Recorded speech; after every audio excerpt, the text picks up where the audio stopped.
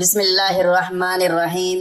قیامت کے دن سب کچھ ختم ہو جائے گا مگر یہ ایک تسبیح کام آئے گی۔ نبی کریم صلی اللہ علیہ وآلہ وسلم کی بتائی ہوئی اس تسبیح کو اپنی زندگی کا حصہ بنا لیں۔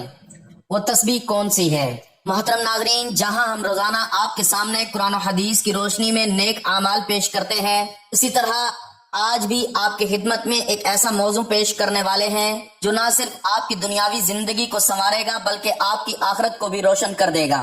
ہماری آج کی ویڈیو میں ایک ایسا عمل ہے کہ اگر ہم اسے سمجھ لیں اور اپنی زندگی کا حصہ بنا لیں تو یقین جانیں ہماری قبر سے لے کر میدان حشر تک ہر جگہ ہمارے کام آئے گا۔ ناظرین ذرا سوچیں، ایک دن ایسا آنے والا ہے جب یہ زمین اپنی موجودہ صورت میں نہیں رہے گی، پہاڑ روئی کے گالوں کی طرح اڑ جائیں گے، سورج زمین کے قریب کر دیا جائے گا، سمندر بھڑک اٹھیں گے، ستارے بکھر جائیں گے، ماں اپنے دودھ پیتے بچے کو بھول جائے گی، ہر حاملہ عورت کا حمل گر جائے گا، لوگ نشے میں دکھائی دیں گے حالانکہ وہ نشے میں نہیں ہوں گے بلکہ اللہ کے عذاب کی سختی انہیں ایسا بنا دے گی۔ یہ وہ دن ہے جسے قرآن مجید میں یوم القیامہ، یوم الحساب، یوم الفصل، یوم الدین اور الساعہ جیسے ہولناک ناموں سے یاد کیا گیا ہے۔ اس دن انسان کا سب کچھ چھن جائے گا، جو دولت وہ رات دن جمع کرتا رہا، جو کاروبار وہ چمکاتا رہا، جو گھر وہ بناتا رہا، جو رشتے وہ نبھاتا رہا، سب کچھ پیچھے رہ جائے گا، حتیٰ کہ وہ اولاد جس کے لیے انسان اپنی جان لڑا دیتا ہے وہ بھی اس دن کسی کام نہیں آئے گی۔ باپ بیٹے کا ساتھ نہیں دے گا، بیٹا باپ کا ساتھ نہیں دے گا، ہر شخص صرف اپنی فکر میں ہوگا، مال کچھ کام نہیں آئے گا، اولاد کچھ کام نہیں آئے گی، دنیا کی کوئی طاقت، کوئی عہدہ، کوئی رشتہ، کوئی سفارش کچھ کام نہیں آئے گی سوائے اس کے کہ اللہ تعالیٰ کسی کو اجازت دے دے۔ تو پھر سوال یہ پیدا ہوتا ہے کہ آخر ایسی کون سی چیز ہے جو اس ہولناک دن میں انسان کے کام آئے گی؟ کیا واقعی کوئی ایسی چیز ہے جسے ہم آج اسی دنیا میں رہتے ہوئے اپنی زندگی کا معمول بنا سکتے ہیں اور وہ ہمارے لیے قیامت کے دن سرمایہ بن جائے؟ جی ہاں، نبی کریم صلی اللہ علیہ وآلہ وسلم نے ہمیں ایک ایسی تسبیح بتائی ہے جسے علماء نے الباقیات الصالحات یعنی ہمیشہ باقی رہنے والی نیکیاں کا نام دیا ہے۔ یہ وہ کلمات ہیں جو بظاہر میں چند الفاظ ہیں مگر ان کا وزن اتنا زیادہ ہے کہ میزان عمل میں یہ پہاڑوں سے بھاری ثابت ہوں گے۔ آج کی اس ویڈیو میں ہم تفصیل سے بات کریں گے کہ قیامت کا دن کیسا ہوگا، اس دن کی ہولناکیاں کیا ہیں، پھر ہم قرآن و حدیث سے وہ دلائل پیش کریں گے جن میں اس تسبیح کی فضیلت بیان ہوئی ہے، اور آخر میں ہم آپ کو ایک مکمل وظیفہ بھی بتائیں گے جسے آپ روزانہ اپنے معمول میں شامل کر سکتے ہیں۔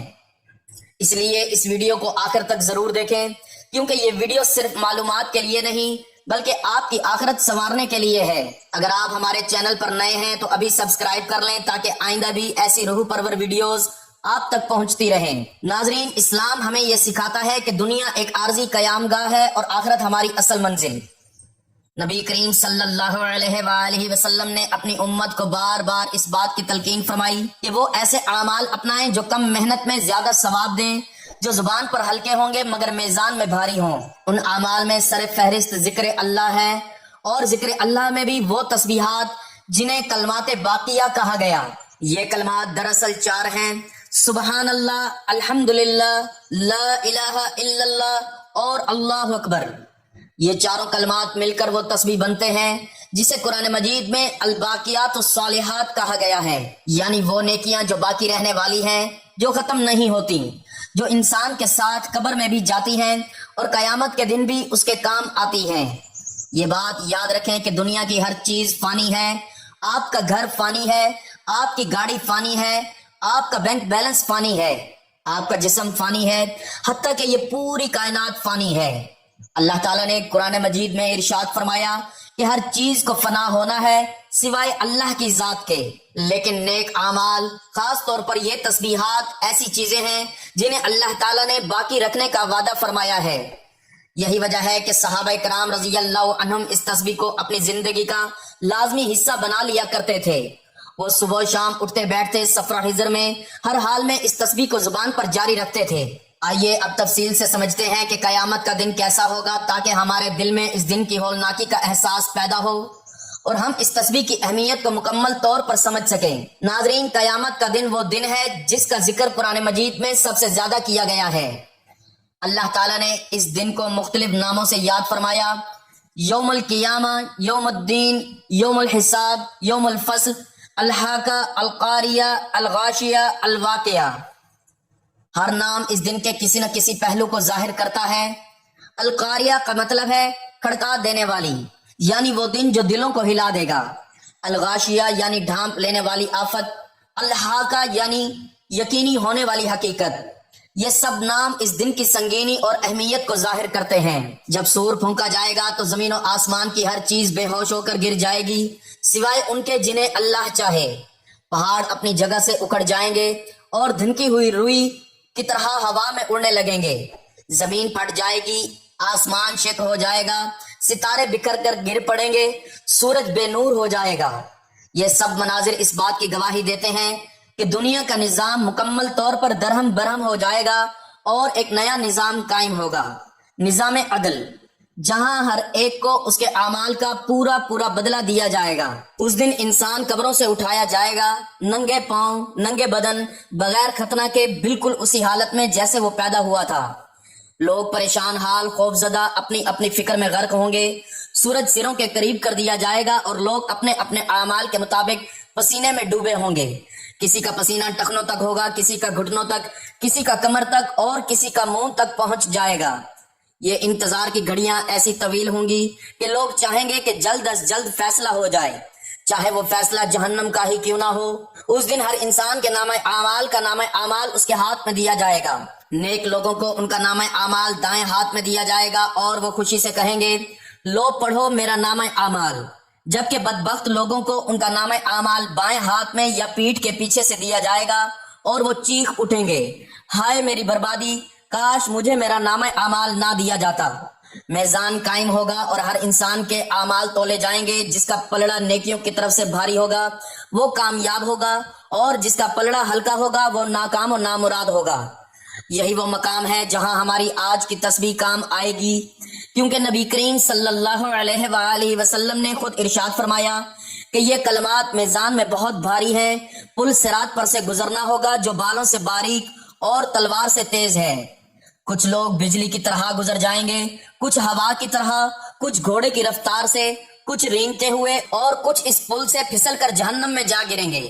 اللہ تعالی ہم سب کو اس پل سے آسانی سے گزرنے کی توفیق عطا فرمائے۔ حوض کوثر پر نبی کریم صلی اللہ علیہ وآلہ وسلم اپنی امت کا انتظار فرمائیں گے۔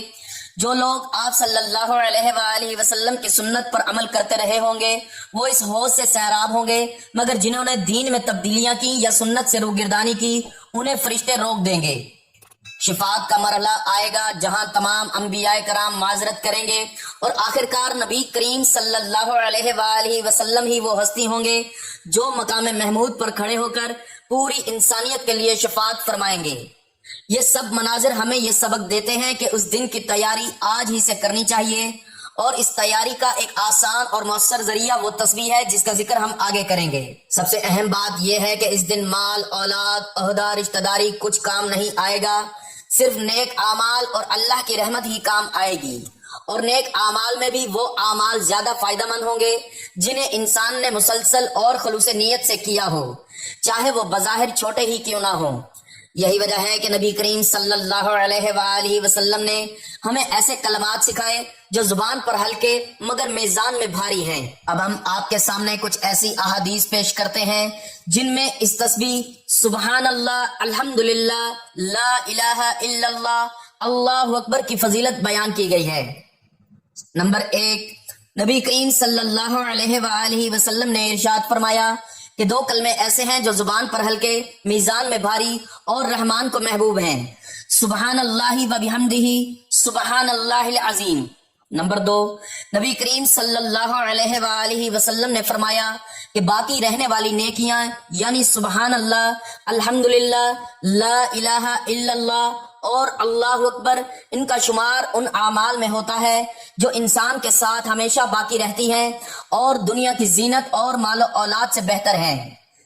نمبر 3، نبی کریم صلی اللہ علیہ وآلہ وسلم نے صحابہ کرام سے دریافت فرمایا کہ کیا تم میں سے کوئی روزانہ 1000 نیکیاں کمانے سے عاجز ہے؟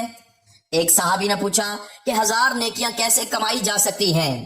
آپ صلی اللہ علیہ وآلہ وسلم نے فرمایا کہ 100 مرتبہ سبحان اللہ کہو، تمہارے لیے 1000 نیکیاں لکھی جائیں گی یا 1000 گناہ معاف کر دیے جائیں گے۔ نمبر 4، نبی کریم صلی اللہ علیہ وآلہ وسلم نے فرمایا کہ اگر کوئی شخص روزانہ 100 مرتبہ سبحان اللہ و بحمدہ کہے تو اس کے گناہ معاف کر دیے جاتے ہیں، خواہ وہ سمندر کی جھاگ کے برابر ہی کیوں نہ ہوں۔ یہ احادیث اس بات کی واضح دلیل ہے کہ یہ تسبیح جو الفاظ میں مختصر ہے، اجر و ثواب کے اعتبار سے بہت وسیع اور بھاری ہے۔ اب آئیے قرآن مجید کی چند آیات کی طرف جن میں اس تسبیح اور اس جیسے کلمات کی اہمیت بیان ہوئی ہے۔ نمبر 1، سورۃ الکہف میں اللہ تعالیٰ نے ارشاد فرمایا کہ مال اور اولاد دنیاوی زندگی کی زینت ہیں، لیکن باقی رہنے والی نیکیاں تیرے رب کے نزدیک ثواب کے اعتبار سے بہتر اور امید کے اعتبار سے بھی بہتر ہیں۔ نمبر 2، سورہ مریم میں اللہ تعالیٰ نے فرمایا کہ نیک اعمال ہی وہ چیز ہے جو ثواب اور بہتر انجام کے اعتبار سے باقی رہنے والی ہے۔ نمبر 3، سورۃ الاحزاب میں اللہ تعالیٰ نے مردوں اور عورتوں کو تلقین فرمائی کہ کثرت سے اللہ کا ذکر کریں، اور فرمایا کہ اللہ نے ایسے ذاکرین کے لیے مغفرت اور عظیم اجر تیار کر رکھا ہے۔ نمبر 4، سورۃ الرعد میں اللہ تعالیٰ نے فرمایا کہ جو لوگ ایمان لائے ان کے دل اللہ کے ذکر سے مطمئن ہوتے ہیں، اور خبردار رہو کہ اللہ کے ذکر ہی سے دلوں کو اطمینان نصیب ہوتا ہے۔ یہ آیات ہمیں بتاتی ہیں کہ ذکر الہی، خاص طور پر یہ باقیات الصالحات، دنیا میں بھی سکون کا ذریعہ ہے اور آخرت میں بھی نجات کا سبب۔ اس تسبیح کی اہمیت کو سمجھنے کے لیے یہ جاننا ضروری ہے کہ یہ کلمات دراصل اللہ تعالیٰ کی حمد و ثنا اور اس کی توحید کا اعلان ہے۔ سبحان اللہ کہنے سے ہم اللہ تعالیٰ کی ذات کو ہر عیب اور نقص سے پاک قرار دیتے ہیں۔ الحمدللہ کہنے سے ہم اللہ تعالیٰ کی تمام نعمتوں پر اس کا شکر ادا کرتے ہیں۔ لا الہ الا اللہ کہنے سے ہم توحید کا اقرار کرتے ہیں کہ اللہ کے سوا کوئی معبود نہیں، اور اللہ اکبر کہنے سے ہم اللہ تعالیٰ کی کبریائی اور عظمت کا اعتراف کرتے ہیں۔ یہ 4 کلمات مل کر ایک ایسی تسبیح بناتے ہیں جو انسان کو اللہ تعالیٰ سے مسلسل جوڑے رکھتی ہے۔ یہ کلمات زبان پر ادا کرنا نہایت آسان ہے، ان کے لیے کسی خاص وقت، جگہ یا وضو کی بھی شرط نہیں۔ انسان چلتے پھرتے، کام کرتے ہوئے، سفر میں، گھر میں، ہر حال میں انہیں دہرا سکتا ہے۔ یہی وجہ ہے کہ نبی کریم صلی اللہ علیہ وآلہ وسلم نے فرمایا کہ یہ زمین پر باقی رہنے والا صدقہ ہے۔ یہ ایسا عمل ہے جو موت کے بعد بھی انسان کے ساتھ رہے گا۔ علماء کرام فرماتے ہیں کہ جو شخص ان کلمات کو اپنی روزمرہ زندگی کا معمول بنا لے، اللہ تعالیٰ اس کے لیے قیامت کے دن نور پیدا فرمائیں گے، اس کا نام اعمال بھاری ہوگا، اور یہ کلمات اس کے حق میں گواہی دیں گے۔ یہ تسبیح دراصل انسان کے لیے وہ سرمایہ ہے جو دنیا کی کسی دولت سے کم نہیں بلکہ اس سے کہیں زیادہ قیمتی ہے، کیونکہ دنیا کی دولت یہاں رہ جائے گی، مگر یہ تسبیح قبر میں بھی ساتھ جائے گی اور میدان حشر میں بھی کام آئے گی۔ تو ناظرین محترم، وقت کی نزاکت کو مد نظر رکھتے ہوئے چلتے ہیں عمل کی جانب، اور آپ کو بتاتے ہیں حضور پاک صلی اللہ علیہ وآلہ وسلم کی بتائی ہوئی ایسی تسبیح کہ جب قیامت کے دن سب کچھ فنا ہو جائے گا تو یہ تسبیح کام آئے گی، جس سے انسان کی دنیا اور آخرت دونوں سنور جاتے ہیں۔ تو اگر آپ یہ عمل کسی نماز کے بعد پڑھنا چاہیں تو بھی افضل ہے، ورنہ جب جہاں جیسے آپ کو وقت مل جائے آپ نے اس تسبیح کا ورد کرتے رہنا ہے۔ اور اس کے لیے سب سے پہلے آپ نے حضور پاک صلی اللہ علیہ وآلہ وسلم کی ذات اقدس پر درود پاک کا نذرانہ پیش کرنا ہے۔ درود پاک آپ مختصر سا بھی پڑھ سکتے ہیں، آپ صلی اللہ علیہ وآلہ وسلم بھی پڑھ سکتے ہیں، یا آپ صلی اللہ علی محمد بھی پڑھ سکتے ہیں، لیکن درود ابراہیمی کی اہمیت و فضیلت بہت زیادہ ہے، اس لیے ثواب کے طور پر ایک مرتبہ میرے ساتھ بھی درود پاک پڑھ لیں۔